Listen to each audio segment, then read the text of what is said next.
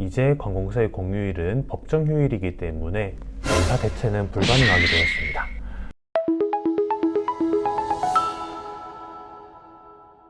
안녕하세요. 5분 노동법TV 박준윤 노무사입니다. 오늘은 관공서의 공휴일, 민간 적용에 대해서 알아보도록 하겠습니다. 관공서의 공휴일이라고 하면 저희 달력상의 빨간 날을 의미하는데요. 이날은 추석 연휴, 설 연휴, 신정, 어린이날, 크리스마스 이러한 빨간 날을 의미합니다. 다만 이름에서 알 수 있듯 이 날들은 관공서의 공휴일입니다. 즉 관공서나 공공기관에서 적용되는 유급 휴일이었다라고 보시면 될 것 같은데요. 다만 이제 법이 개정되면서 일반 민간 기업에서도 이러한 관공서의 공휴일을 유급 휴일로 적용이 되게 되었습니다. 다만 기업의 규모에 따라서 적용 시점이 다릅니다. 300인 이상 기업의 경우 20년 1월 1일부터, 그리고 30인 이상의 기업은 21년 1월 1일부터, 그리고 5인 이상의 기업은 22년 1월 1일부터 적용이 됩니다. 다만 모든 근로자가 적용이 되는 것은 아닙니다. 초단시간 근로자 혹은 근로기준법 제63조에 해당하는 근로자분들은 관공서의 공휴일 민간 적용에서 적용 예외에 해당하는데요. 첫 번째로 초단시간 근로자는 일주 15시간 미만을 근로하는 근로자분들이 해당이 되고요. 두 번째로 근로기준법 제63조에 해당하는 근로자분들은 농어촌에 근무하시는 근로자라든지 혹은 감시직 근로자분들은 관공서의 공휴일 민간 적용에서 적용 예외에 해당한다는 점 주의해 주시면 좋겠습니다. 원칙적으로 관공서의 공휴일은 유급 휴일입니다. 그렇기 때문에 근로자는 해당 일에 근로 제공 의무가 발생을 하지 않게 됩니다. 법 개정 이전에는 다수 기업에서 이러한 관공서의 공휴일을 연차로 대체를 했습니다. 그러니까 해당 관공서의 공휴일을 연차로 대체를 했기 때문에 해당 일을 연차로 소진시키면서 유급 휴일로 처리를 했는데요. 이제 관공서의 공휴일은 법정 휴일이기 때문에 연차 대체는 불가능하게 되었습니다. 따라서 사업장에서는 해당 일에 근로를 할 경우 어떻게 처리해야 되는지에 대한 문의가 정말 많았습니다. 지금부터 관공서의 공휴일에 근로를 했을 경우 기업의 세 가지 대처 방안에 대해서 알아보도록 하겠습니다. 첫 번째는 임금을 지급하는 방법입니다. 관공서의 공휴일은 유급 휴일이기 때문에 해당 일에 근로를 할 경우 50%의 휴일 가산수당이 발생을 하죠. 그렇기 때문에 휴일 가산수당을 추가적으로 지급하는 것이 필요합니다. 다만 근로자가 임금 지급 방법이 월급제인지 혹은 1급 시급제인지에 따라서 지급 형태는 조금 다릅니다. 이와 별개로 총 250%의 임금을 지급하는 것은 동일합니다. 월급제의 경우 해당 유급 휴일에 100%의 임금이 월급에 들어있죠. 그렇기 때문에 추가적인 임금, 그러니까 250%에서 나머지 100%를 뺀 150%의 임금은 추가적으로 지급이 되어야 됩니다. 이 150%라 하면은 유급 휴일, 그러니까 관공서의 공휴일에 일한 근로에 대한 대가 100%, 그리고 휴일 가산수당 50% 해서 총 150%의 임금이 월급과는 별개로 추가적으로 지급이 되어야 됩니다.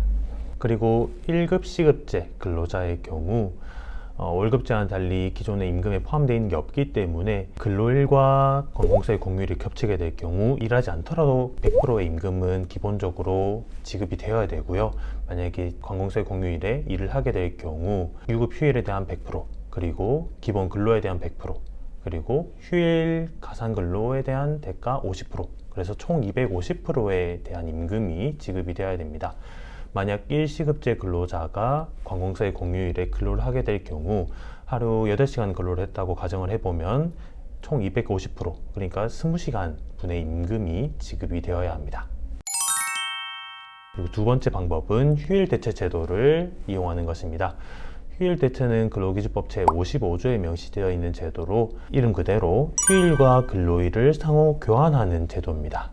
그렇기 때문에 휴일 대체를 적법하게 적용을 했을 경우 관공서의 공휴일, 그러니까 유급 휴일은 근로일이 되고 일반 근로일은 유급 휴일로 바뀌게 되죠. 그렇기 때문에 관공서의 공휴일에 근로를 하게 되더라도 기본으로 적용되는 임금 100%만 지급을 하게 되고 추가적으로 수당을 지급할 필요는 없게 됩니다. 다만 유의해야 될 점은 휴일 대체는 관공서의 공휴일은 적용이 되지만 5월 1일 근로제의 날은 적용이 되지 않는다는 부분이고요. 유의하셔야 될 점은 절차적 요건을 적법하게 준수해야 된다는 점입니다. 근로자 대표와 서면 합의를 미리 하셔야 됩니다. 근로자 대표라고 하면은 근로자 과반수의 동의를 받아서 선출된 근로자 대표 또는 근로자 과반수가 속한 노동조합이 해당될 것입니다. 그리고 근로자 대표와 휴일 대체에 관한 서면 합의를 하시면서 대체되는 휴일 또는 근로일에 최소 24시간 이전에는 서면 합의를 마쳐야 됩니다. 서면 합의의 내용에는 상호 교환할 휴일과 대체일이 언제인지, 이게 근로자별로 달리 적용이 될 건지 혹은 직종별로 달리 적용이 될 건지를 구체적으로 나타나셔야 할 것입니다. 그리고 세 번째 선택 방안은 보상휴가제를 이용하는 것입니다. 보상휴가제도는 근로기준법 제57조에 명시되어 있는 제도인데요. 보상휴가제는 임금을 지급하는 것에 가름을 하여 기본근로와 가산수당에 대한 임금만큼의 휴가를 지급하는 것입니다. 예를 들어서 관공서의 공휴일에 8시간 근로를 했다면 휴일 근로 가산 4시간을 포함한 12시간의 임금이 지급이 되어야 되죠. 다만 보상휴가제를 적법하게 이용을 할 경우 12시간의 임금을 지급하는 대신 12시간분의 휴가를 지급하는 것입니다. 보상휴가제도 마찬가지로 절차를 적법하게 준수를 해야 효력이 발생을 하는데요. 휴일 대차와 마찬가지로 근로자 대표와의 서면 합의를 요건으로 합니다. 다만 서면 합의 과정에서 발생한 보상휴가의 사용 방법, 사용 절차, 사용 기한에 관한 내용을 구체적으로 명시를 하셔서 합의를 하신다면 제도를 운영하시는데 더욱 용이하실 것 같습니다. 오늘은 관공서의 공휴일 민간 적용 시 기업의 대처 방안에 대해서 알아보았습니다. 원칙적으로는 관공서의 공휴일은 이제 유급휴일로서 근로 제공의 의무가 없는 날이지만 근로를 하게 될 경우 임금을 지급하는 방법 혹은 대체휴일을 지급하는 방법 혹은 보상휴가를 지급하는 방법으로 처리하실 수 있습니다. 이 세 가지 방안 중 기업에서 기업의 상황에 맞는 방법을 선택을 하셔서 운영을 하시면 더욱 유용하실 것 같습니다.